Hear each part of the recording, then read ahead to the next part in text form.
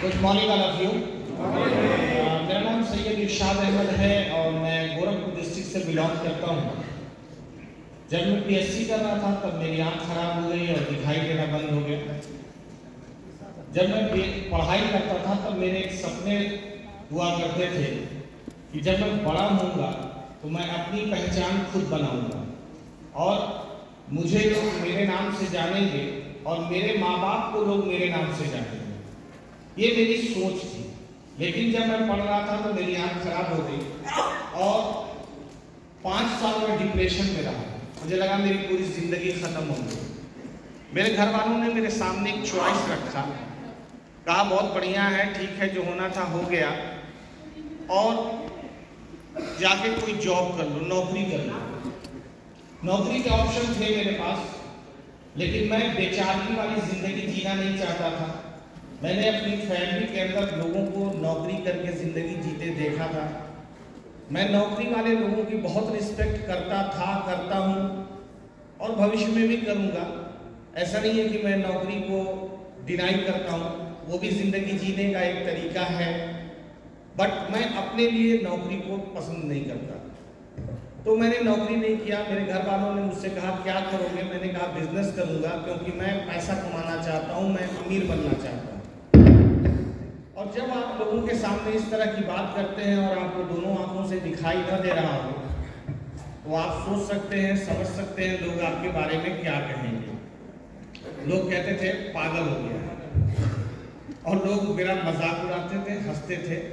मैंने उसी दौरान पीसीओ का भी काम शुरू किया, एक दुकान भी चलाई 2.5 साल तक, लेकिन मज़ा नहीं आ रहा था। फिर मैं इंस्टीट्यूशन फील्ड में आया। तकरीबन 4-5 साल तक मैं एक इंस्टीट्यूट भी चलाया, लेकिन 12 लाख रुपए के लॉस में गया। और उस दौरान मैं थैंक्सफुल हूँ रब्बे कायनात का कि उसने रमेश नारायण राय से मेरी मुलाकात कराई और फिर दिवाकर सर से मुलाकात हुई और इन दोनों ने मुझे हिम्मत दी। रमेश सर ने एक बात कही थी कि ठीक है, तुमको दिखाई नहीं देता है, कोई बात नहीं, मेरी आँख है और जब तक मेरी आँख सलामत है मैं तुम्हारा साथ दूंगा। और मैं उसी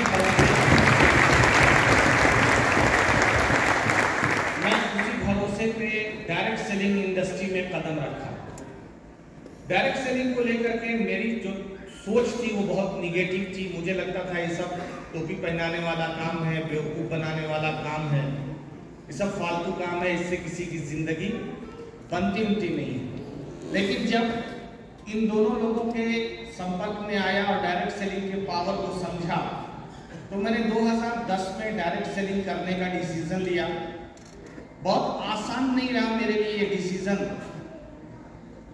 लेकिन मैंने चूंकि ये खुद डिसीजन लिया था और घर के चैलेंज के साथ लिया था। मैं अक्सर अपनी स्टोरी में भी ये बात बता चुका हूँ कि मेरे घर वालों ने मुझसे कहा था ये काम मत करो, और मैंने उनसे 365 दिन का वक्त ले करके इस काम को शुरू किया था। शुरुआत बहुत चैलेंजिया रहा। मैं गड्ढे में गिरा, मोटरसाइकिल से लड़ा, ट्रक से लड़ गया, 6 फीट गहरे सीवर में गिर गया, लेकिन मैंने कभी हिम्मत नहीं हारी, काम नहीं छोड़ा। लगातार इस काम को करता गया और नतीजा ये हुआ कि 365वें दिन की जो मेरी इनकम थी वहाँ पे, जो पिछला एसोसिएशन मेरा था, वो 50,000 रुपये महीने की आमदनी पे मैं पहुँच गया। आज भी कहना बहुत आसान है, लेकिन उस दर्द को कितना हमने झेला था वो मैं ही जानता था। लेकिन चूंकि सपने मेरे थे, डिसीजन मेरा था, तो उस डिसीजन को अप्रूव करना भी मेरी ही जिम्मेदारी थी, किसी और की जिम्मेदारी नहीं थी। मैं थैंक्सफुल हूँ अपनी उन तमाम टीम के लोगों का जिन्होंने मुझ जैसे इंसान पे भरोसा किया, मेरे ऊपर विश्वास किया। अगर उनका साथ नहीं होता और मेरे अपलाइनों की रहबरी नहीं होती और रब्बे कायनात की रहमत मेरे ऊपर नहीं होती तो शायद मैं आज इस मुकाम पे नहीं पहुंचता।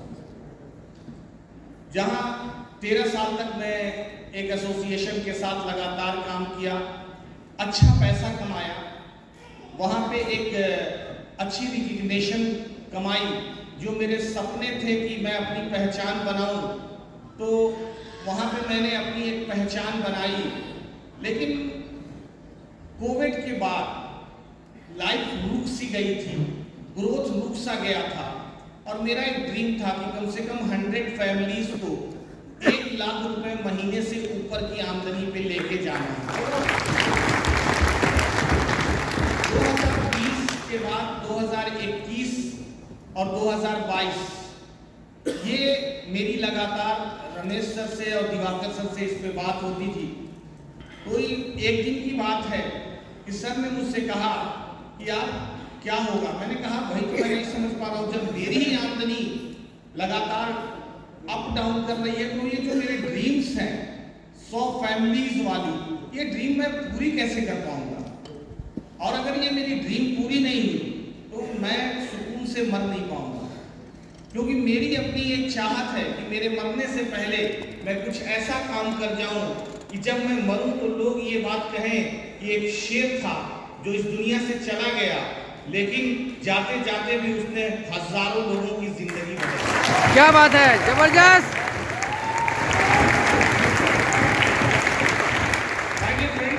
मैंने इसी सोच के साथ अपने काम को फिर से जीरो से शुरू किया। जब सर ने ये बताया कि ऐसे ऐसे किया जा सकता है और यहाँ ये ड्रीम पूरी की जा सकती है, तो मैंने उस चीज को बहुत अच्छे से समझा। और जब मैंने ये डिसीजन लिया तो आप बिलीव कीजिए, मुझे कम से कम 50 लोगों ने फोन करके कहा पगला गए हैं, अच्छी खासी जिंदगी चल रही है और ये बेवकूफी मत करिए। लेकिन फिर भी मैंने डिसीजन लिया और जीरो से शुरुआत किया।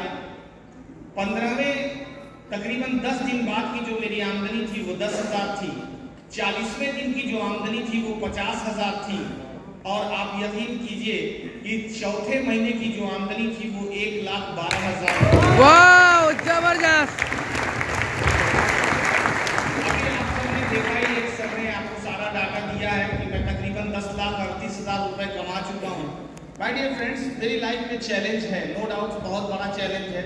एक तो मुझे दिखता नहीं है, मेरे लिए फील्ड में जाके काम करना चैलेंज है, लिस्ट नहीं है मेरे पास, लिस्ट लाना मेरे लिए चैलेंज है इस काम का ये।